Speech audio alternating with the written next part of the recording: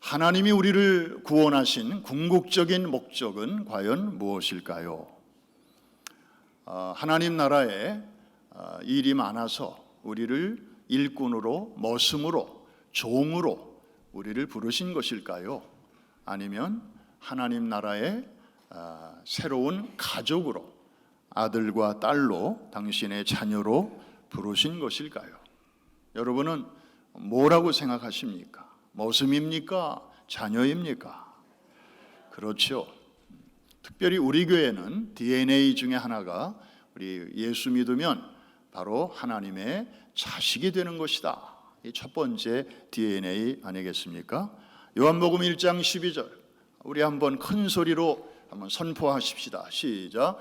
영접하는 자 곧 그 이름을 믿는 자들에게는 하나님의 자녀가 되는 권세를 주셨으니 내가 바로 영광스럽게도 저런 신분을 받은 자로구나 확신하시고 감사하시는 분들만 큰 소리로 아멘. 아멘입니다.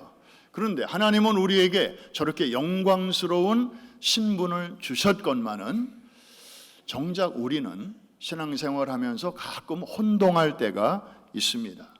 내가 자녀인지 아니면 일꾼인지 머슴인지.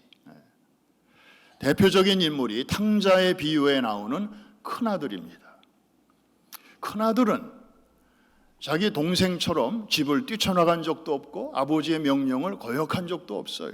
항상 집안에서 성실 그 자체였습니다. 그런데 나중에 그가 말하는 걸 가만히 들어보면 이게 자식의 멘탈리티가 아니고 일꾼의 멘탈리티로 그동안에 그렇게 성실하게 일해왔음을 우리는 알게 됩니다. 그래서 동생이 뛰쳐나갔을 때의 그 아버지의 슬픔을 이 큰아들은 이해할 수가 없었고, 그리고 그 아들이 다시 들어왔을 때의 아버지의 기쁨, 그렇게 신이 나가지고 송아지를 잡고 동네 사람들을 초청하고 잔치를 베푸는 그 아버지의 처사가 그렇게 못마땅했던 것이죠.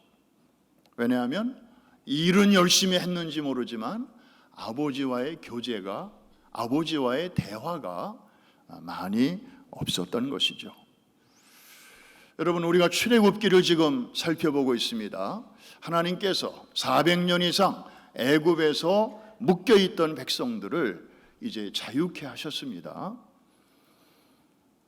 그러면 그 자녀들을 하나님께서는 또 다른 일꾼으로, 머슴으로 부리시려고 그렇게 했겠습니까?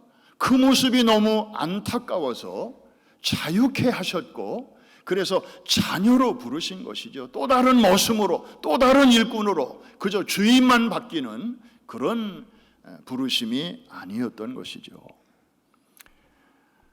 그 증거가 있습니다. 하나님께서는 광야에 성막을 만들어 주시고 누구든지 다 문으로 들어오게 하시고, 그리고 번제단에서 근본적인 죄 문제를 해결해 주실 뿐만 아니라 물두멍을 통해서 매일 지울 수밖에 없는 그런 죄를 처리해 주신 것이죠. 그런데 그거로 끝나지 않고 그 뜰 안에 있는 서성대는 그런 당신의 백성들을 좀 더 가까이 교제하고 싶으셔서 이제는 성소 안으로 들어오라고 초대하고 계십니다. 자, 우리 그림 한번 보실까요? 광야의 성막을 위에서 이렇게 내려다 본 것입니다. 동쪽에 문이 있고, 그래서 그 넓은 문을 통하여 들어가면 제일 먼저 보이는 것이 번제단, 그죠? 제 눈에는 불이 활활 타오르고 있는데 여러분 눈에도 보이시나요? 네, 불이 아주 제법 셉니다. 네. 그리고 번제단을 지나서 조금 더 앞으로 가면 물두멍이 보이죠. 네, 몇 발자국만 걸어도 먼지가 발에 묻고 손에 땀이 나고 또 이제 흙먼지가 생기게 되어서 물두멍에서 씻고 또 씻고, 그래야 거룩하신 하나님 전전에 한 걸음씩 나아갈 수 있기 때문이죠. 자, 저렇게 그 바깥에 있는 당신의 백성을 이제는 성소 안으로 초대하시는 것입니다. 자, 성소 안으로 딱 들어가면 그 세 가지가 보입니다. 오른쪽에 떡상이 보이고 그 맞은편에 순금 등대처럼 보이는 게 보이고, 그리고 지성소 쪽으로 보면 분향단이라고 하는 것이 이렇게 삼각형을 이루어서 우리를 기다리고 있는 것이죠. 자, 오늘은 저 세 가지 중에서 서로 마주보고 있는 두 가지만 생각합니다. 한번 따라해 주실까요? 떡상, 순금 등대. 네. 자, 이 각각은 뭘 의미하는지 우선 결론부터 말씀을 드립니다. 이 성막은 A부터 Z까지 부분 작은 실 하나, 천조각 하나, 그 다음에 나무, 그 다음에 전체적인 구조, 부품, 물건, 이런 모든 것들은 다 한 분을 가리키고 있는데 이 땅에 오실 예수 그리스도를 가리키고 있다. 그래서 제 손가락을 다시 한번 보시죠. 제가 지금 저 십자가를 이렇게 가리키고 있거든요.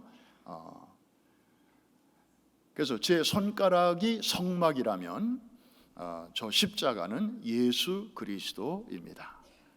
여러분, 제 손가락만 바라보시면 안 돼요. 제 손가락이 가리키고 있는 저 십자가까지 같이 보셔야 되는데, 그 두 가지가 같이 보이는 분들은 성경이 열린 분입니다.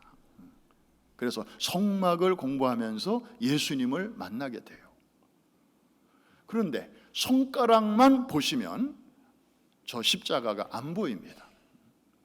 그냥 손가락만 보이는 거예요. 그래서 성막 공부를 딥답하고 열심히 연구해도 그 속에 계시는 예수님이 안 보이면, 한번 따라합시다. 말짱꽝이다. 그런 분들이 많아요. 그래서 성막의 종착역은 예수 그리스도이시다.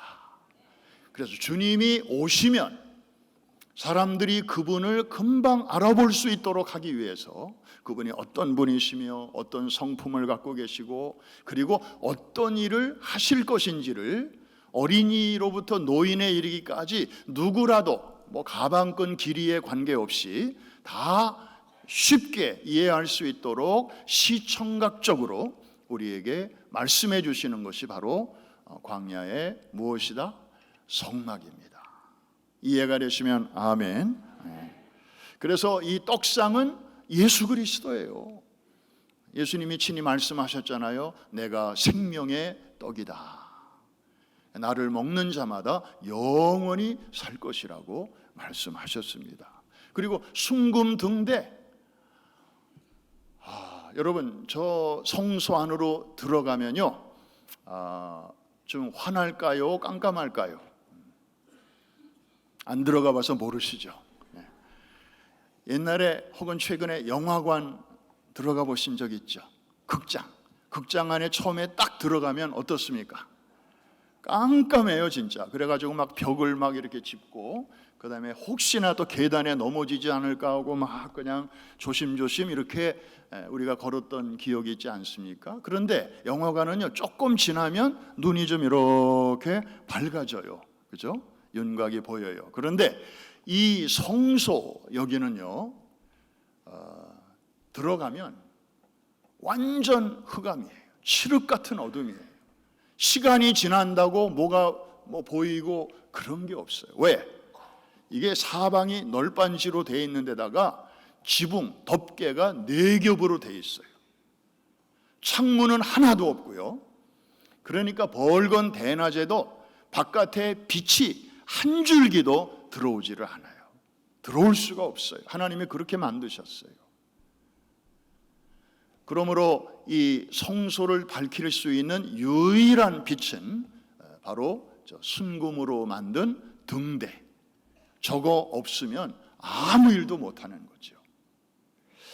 어둠 속에 어두운 세상에 빛으로 오신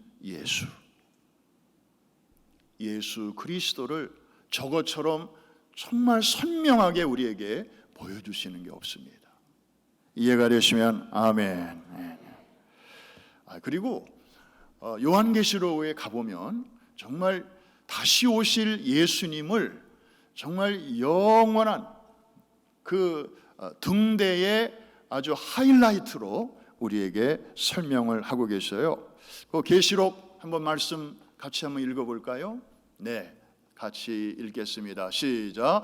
그 성은 해나 달의 비침이 쓸데없으니 이는 하나님의 영광이 비치고 어린 양이 그 등불이 되심이라. 여러분, 지금 이 땅에는 있는데 그 나라에 가면 없는 것들이 많이 있습니다. 아마 박물관이나 가야 구경할 수 있는 것들이 있는데, 첫째, 눈물이 없고요, 아픈 것이 없고요, 죽음이 없고요, 그리고 어두운 밤도 없습니다. 바다도 다시 있지 않더라, 그런 말씀이 있는데 밤이 없어요. 왜 없을까요? 아까 저기 말씀하셨잖아요. 어린 양이 친히 광명 그 자체가 되시기 때문에 어둠이 있을 곳이 없는 거예요. 할렐루야. 그 영어로 한번 표현해 봤습니다. The lamb is the lamp. 한 단어만 달라요. 앞에는 어린 양, 뒤에는 등대, 램프. 그래서 계시록의 그 마지막 찬란한 그 광경을 보니까 어린 양이 친히 순금 등대가 되어 주셨어. 모든 어두움을 다 물리치시고 광명한 가운데 우리 하나님 앞에서 먼저 가신 성도들 다 다시 만나게 되고, 또 다시는 눈물이 없고, 다시는 암도 없고, 다시는 사별이 없고, 다시는 고통이 없는, 다시는 밤이 없는 그런 찬란한 하나님의 나라에서 시간을 초월한 영원이라는 시간을 하나님의 가족으로 살아가게 될 줄로 믿습니다. 자, 그러면 이제 오늘 이제 본론으로 우리가 들어가야 할 시간인데요. 하나님께서는 이 문을 통하여 이 성막 안으로 들어온 당신의 자녀들을 이제 성소 안으로 초대를 하고 계시잖아요. 그러면 성소에는 누가 들어갈 수 있는가? 일반 사람들은 못 들어가고요, 구약에 보니까 제사장들이 들어갔습니다. 여기에 대단히 중요한 의미가 있는 것입니다. 이 문을 통하여 번제단까지는 일반 성도들이 갈 수 있어요. 하나님이 자녀로 불러주시는 것입니다. 그런데 이 성소에서부터는 하나님이 새로운 타이틀, 새로운 신분을 우리에게 주시는 것이죠. 그 타이틀이 뭘까요? 한번 따라합시다. 제사장. 한 번 더. 제사장. 제사장은 다른 말로 말하면 중보자입니다. 중간에서 일하는 사람입니다. 그래서 하나님을 대신해서는 백성 앞에 서고, 그 다음에 백성들을 대신해서는 하나님 앞에 서는, 이 중간에서 이쪽도 보고 저쪽도 보고 일하고 섬기고 수고하는 이 직분이 바로 이 중보자죠. 제사장입니다. 그 우리를 제사장으로 부르시는 궁극적인 목적은 무엇일까요? 우리를 부르시고 자녀 삼으신 그 하나님의 놀라운 은혜와 덕을 그 바깥에 모르는 자들에게 널리 선포하게 하시기 위함인데, 우리 베드로전서 2장 9절이 이것을 아주 잘 담고 있습니다. 우리 같이 한번 큰 소리로 읽으시면서 제사장 한번 찾아보시기 바랍니다. 시작. 그러나 너희는 왕 같은 제사장들이요 거룩한 나라요 그의 소유가 된 백성이니 이는 너희를 어두운 데서 불러내어 그의 기이한 빛에 들어가게 하시니의 아름다운 덕을 선포하게 하려 하심이라. 아멘입니까?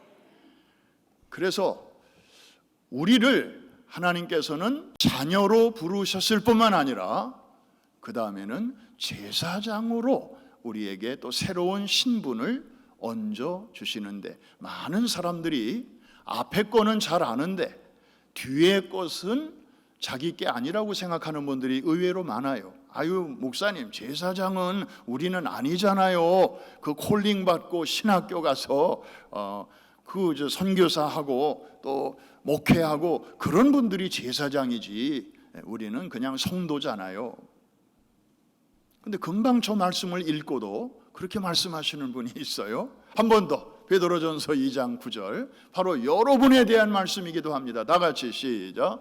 그러나 너희는 택하신 족속이요 왕 같은 제사장들이요 거룩한 나라요 그의 소유가 된 백성이니 이는 너희를 어두운 데서 불러내어 그의 기이한 빛에 들어가게 하시니에 아름다운 덕을 선포하게 하려 하심이라. 그러면 따라합시다. 나는 제사장입니다. 옆에 계신 분 얼굴을 쳐다보면서 그대가 제사장입니다. 아셨어요? 또 그 말을 듣고 또 누굴 얘기하는 거야 하고 주변을 바라보시면 안 되고 바로 여러분을 가리키는 그런 얘기입니다. 그래요. 하나님은 우리를 애굽에서 건져내어 자녀로 삼으실 뿐만 아니라 그런 우리와 좀 더 가까이 교제하고 싶으셔서 우리를 성소로 초대하시면서 제사장으로 또 우리를 불러주신 것입니다. 그래서 오늘 설교 제목이 성도에서 제사장으로 이렇게 붙인 것입니다.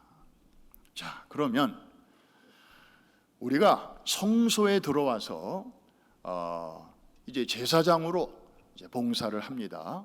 이 떡상을 관리를 잘해야 됩니다. 이 떡은 총 12개인데요 6개 이렇게 두 줄로 가지런히 놓습니다.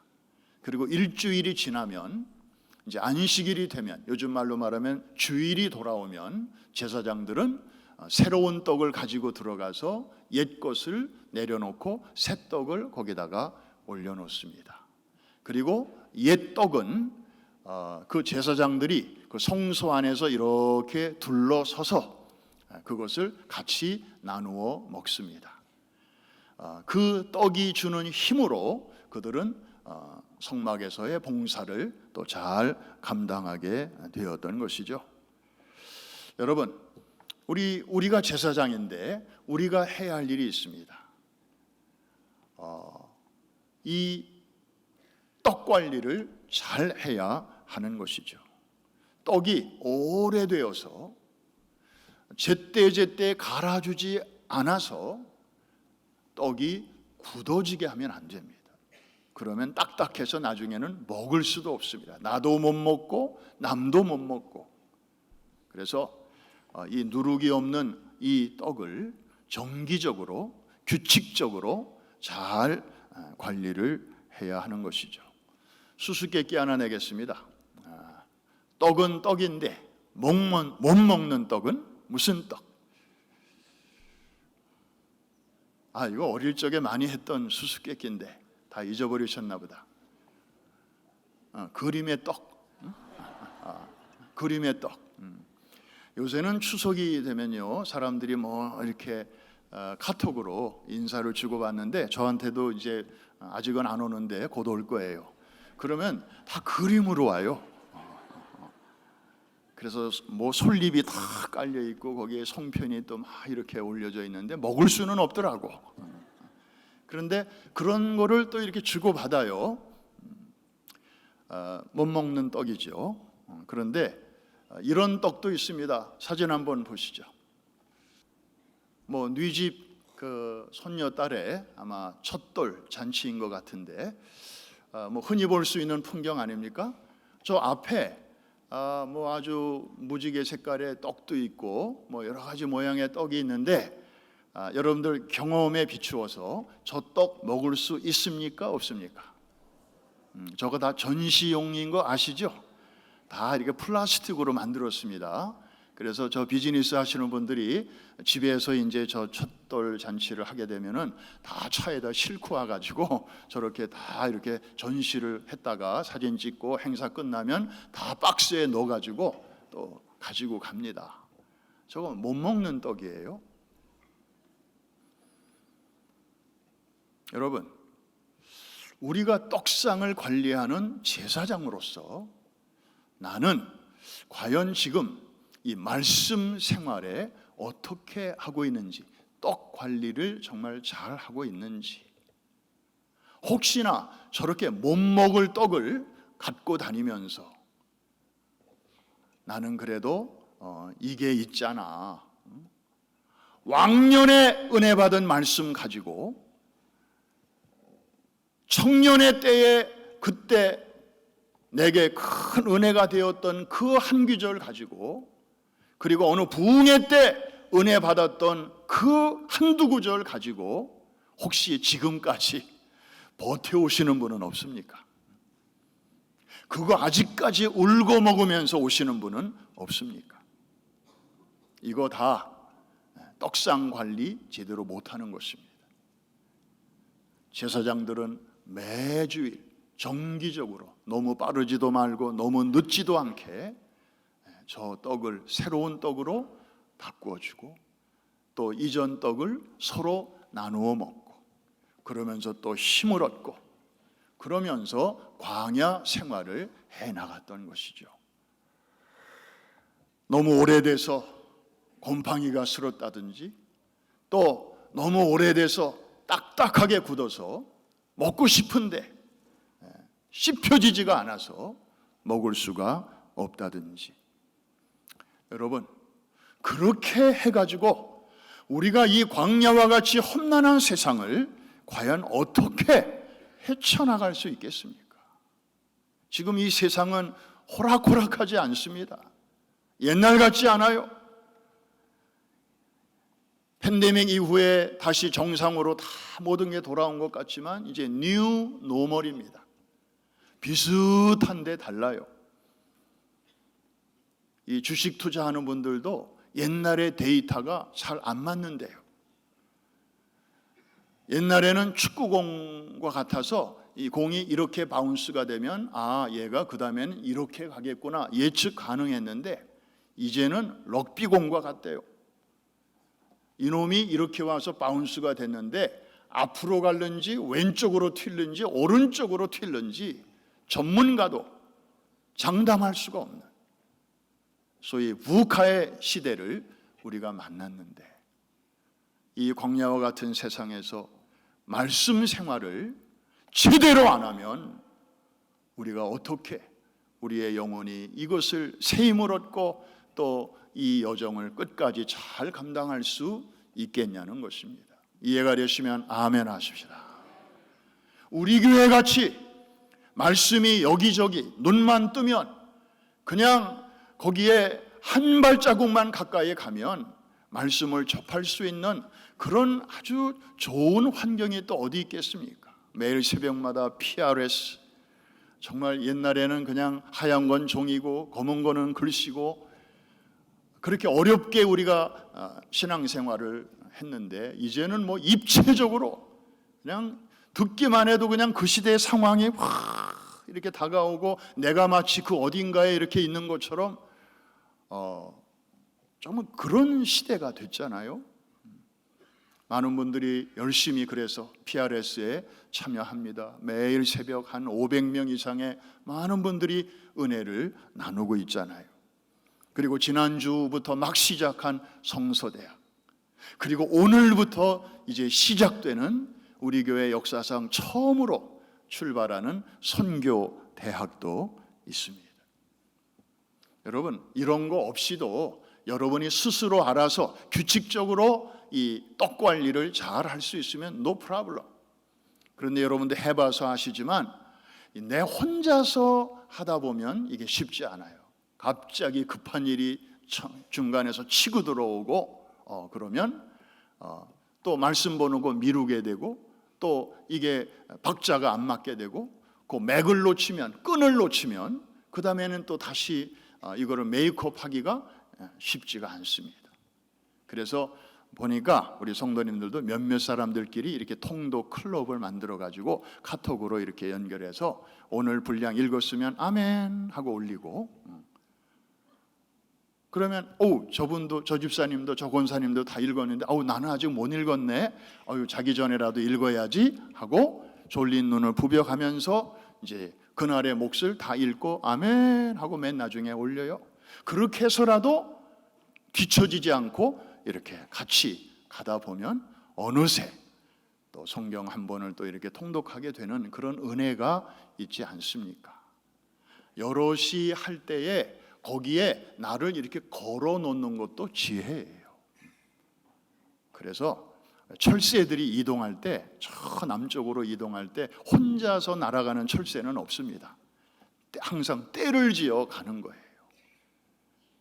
그래서 지치면 좀 뒤로 가서 쉬고, 그러면서 또 끼럭끼럭 서로 응원가를 불러주면서 그 45,000km를 그 철새들이 목적지에까지 쫙 가는 대장관을 우리는 가을철이면 보지 않습니까?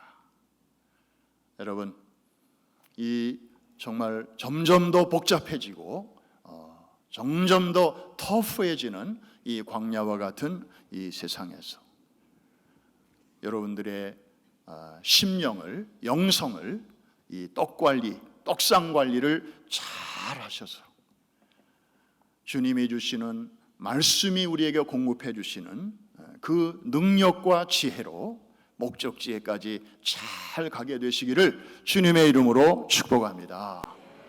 마지막 하나 또 있습니다. 등대입니다. 이 제사장들은 성소에서 이 등대의 등불이 꺼지지 않도록 잘 관리를 해야 했습니다. 이거는 촛대가 아닙니다. 양초가 아닙니다. 올리브 기름으로 불꽃이 계속 타오르도록 해야 했던 것이죠. 한국에 이원철 작가라는 분이 개인 사진전을 열었는데 그 주제가 하도 특이해서 제가 사진을 하나 좀 뽑아왔습니다. 한번 보여주시죠. 뭐 같이 보입니까? 바다가 보이고 섬이 하나 보이는데 거기 삐죽 솟아오른 게 하나 있죠? 이분의 그 액센트가 바로 저겁니다. 이분의 그 개인전 사진을 보니까 다 저렇게 삐죽 솟은 게 있어요. 등대입니다. 그런데 여러분, 이상한 거 하나 보이지 않아요? 있어야 할 게 없지 않습니까? 지금 저게 밤바다인데요, 불이 없어요. 그래서 이분의 그 작품 전시회의 주제가 뭔가 봤더니 불 꺼진 등대. 이게 주제예요. 다른 사진들도 다 섬의 모양은 다른데 등대가 있고 등대가 캄캄해요. 몰라요, 이분이 왜 그런 주제에 맞추어서 또 사진을 저렇게 찍었는지. 불 꺼진 등대, 뭔가 이렇게 좀 의미하는 게 있을 것 같은 생각이 들죠. 스위스의 신학자 에밀 브루너는 이런 유명한 말을 남겼습니다. 불은 타오름으로 존재하듯이 교회는 선교함으로 존재한다. The church exists by mission as fire exists by burning. 여러분, 꺼진 불을 가리켜 아무도 불이라고 말하는 사람은 없습니다. 불은 탈 때나 불이지 꺼진 다음에는 이미 불이 아니에요. 마찬가지로 교회라는 건물은 있고 장소는 있고 또 역사가 있어도 교회의 본분, 전도와 선교를 잃어버린, 하지 않는, 그냥 자체만 유지하는 데 급급한 이런 교회는 하나님이 보실 때는 더 이상 교회라고 말씀하지 않는다는 거죠. 한마디로 불 꺼진 등대라는 거죠. 여러분, 불 꺼진 등대는 또 하나의 암초일 수 있습니다. 어두운 밤에 어디가 길인지 막 찾고 찾다가 등대가 불빛이 없으니까 그냥 어둠 속에 뚫고 가다가 등대 주변에는 또 다른 바위가 있을 것이고 거기에 부딪힌다면 오히려 저 등대는 차라리 없는 게 낫지 않겠나, 그런 생각도 우리가 할 수 있지 않겠습니까? 오늘 저녁 7시에 맨하탄 센트럴 파크에서 한미 친선 문화축제가 열립니다. 서초 교향악단이 오시고 또 옌스 린더만이라고 하는, 우리는 잘 모르지만 이 예술계에서는, 음악계에서는 너무나 거장으로 알려진 트럼펫터죠. 트럼펫을 잘 부르시는 분이고, 또 K-팝의 머시 베넘, 이 래퍼입니다. 그리고 레이디 바운스, 15년 차 K-팝의 자리를 지키고 있는 아주 최장수 여성 5인조 힙합 그룹입니다. 등등 많은 정말 그 분야의 아주 최고 수준을 자랑하는 분들이 모여서 한미 간의 그런 연합과 또 그 펠로우십을 축하하는, 오늘이 인천 상륙 작전 기념일이거든요. 그래서 9월 15일에 메가더 장군을 앞세운 군대가 인천의 대한민국의 허리에 상륙에 성공함으로써 서울 수복에 교두보를 만들었던 역사적인 날을 기념하면서 오늘 저녁에 그 음악회와 또 여러 가지 다채로운 순서가 열리게 됩니다. 여러분, 저는 잘 모릅니다. 하나님이 앞으로 어떻게 하실는지. 그런데 최근에 하나님께서 이 K-팝이라고 하는 정말 세계적인 그 열풍의 그 핵심, 그리고 거기서 그 단체를 대표하는 우리 김 권사님, 또 그 스태프들을 우리 414 운동과 이렇게 만날 수 있도록 연결을 해 주셨습니다. 우리 천환 목사님이 또 중간에서 제사장 역할을 참 잘 해주셔서 너무 감사한데, 오늘 저녁이 그냥 평범한 문화축제처럼 보일 수 있습니다. 그러나 하나님이 하시는 일은 이제 우리가 두고 봐야 할 것입니다. 이제 시작인데 앞으로 이 414이라고 하는 어느 정도 세계적인 네트워크가 이제 깔려져 있는 그것을 타고 하나님께서 이 K-팝이라고 하는 이 세계적으로 널리 알려지고 또 아주 인기 정상에 있는 이 컨텐츠를 그 네트워크에 담으셔서 앞으로 하나님께서 어떤 또 큰 일을 행하실는지 기대가 됩니다.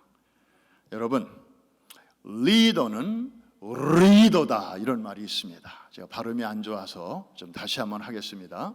리더는 리더다. 앞에 리더는 L이고 뒤에 리더는 R인데, 그래서 이 시대의 리더는 어떤 사람이냐? 흐름을 읽을 줄 아는 사람입니다. 상황이 지금 어떻게 돌아가고 있는지, 어떤 변화가 지금 일어나고 있는지, 물이 지금 들어오고 있는지, 물이 나가고 있는지. 여러분, 물 들어올 때 어떻게 하라고요? 그 다음은 또 이 지방에 따라서 표현이 또 조금씩 다른 것 같으네요. 자, 물 들어올 때 노저어라, 뭐 배저어라, 뭐 맞아요. 물이 막 지금 들어오고 있는데 아직도 해변가에 원두막에 앉아가지고 그냥 화투만 치고 있으면 어떡하겠습니까? 놀다가도 좀 쉬다가도 물이 딱 들어오면 어이쿠 때가 왔구나 하고 이제 부지런히 그물 챙겨서 나가야 되는 것이죠. 이게 바로 시대를 읽을 수 있어야 되는데, 우리 하나님께서 그 어느 때보다도 K-팝의 위상을 이렇게 전 세계적으로 올려주셨어요. 거기다가 이 패스포트 파워도 지금 한국 여권이 대단합니다. 10년 전만 해도 10몇 등이었어요. 이 패스포트 파워라고 하는 것은 그 나라의 패스포트를 가지고 다른 나라에 들어가려고 할 때 비자 없이 그냥 웰컴 하는 나라가 몇 나라가 되느냐, 이 숫자 가지고 이제 순위를 매기는데요. 우리 대한민국이 최근에 싱가포르, 일본과 함께 1, 2, 3위를 다투고 있어요. 여러분이 갖고 계시는 미국 패스포트는 미안하지만 7등인가 8등인가 그래요. 왜냐하면 미국이 전 세계적으로 분쟁에도 개입해서 또 어려운 나라, 또 나쁜 나라 벌도 주고 그렇게 하지만 그러다 보니까 좀 싫어하는 나라들도 생기는 거예요. 그런데 대한민국 패스포트는 아무도 적으로 생각하는 나라가 없어요. 그냥 가서 좋은 일만 하거든요. 돈도 잘 쓰고요.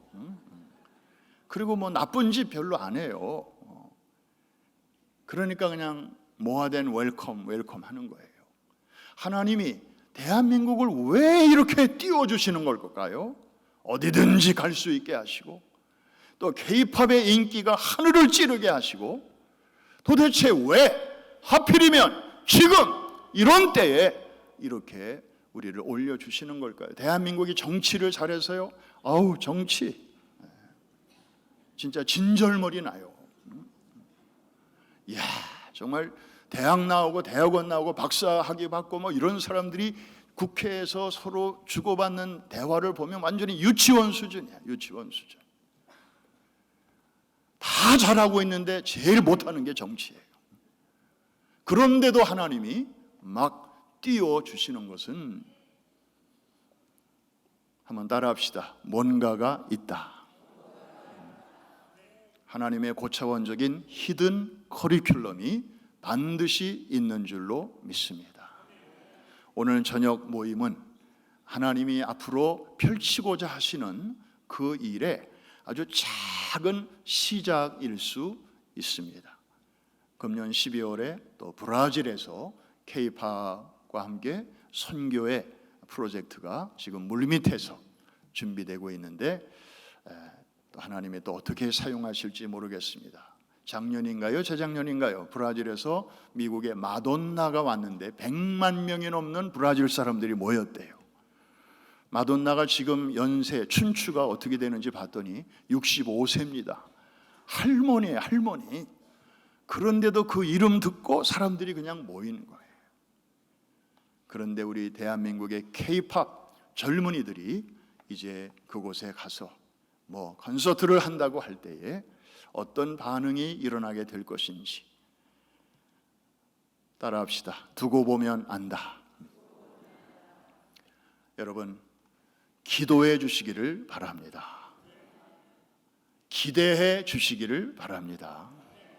기다려 주시기를 바랍니다.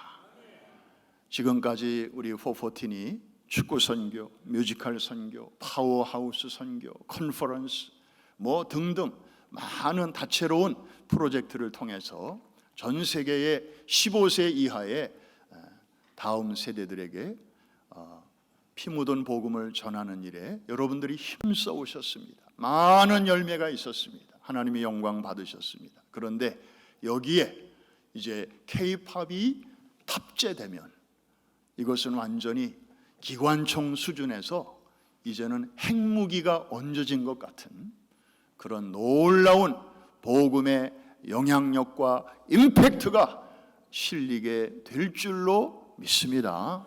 될 줄로 믿습니다.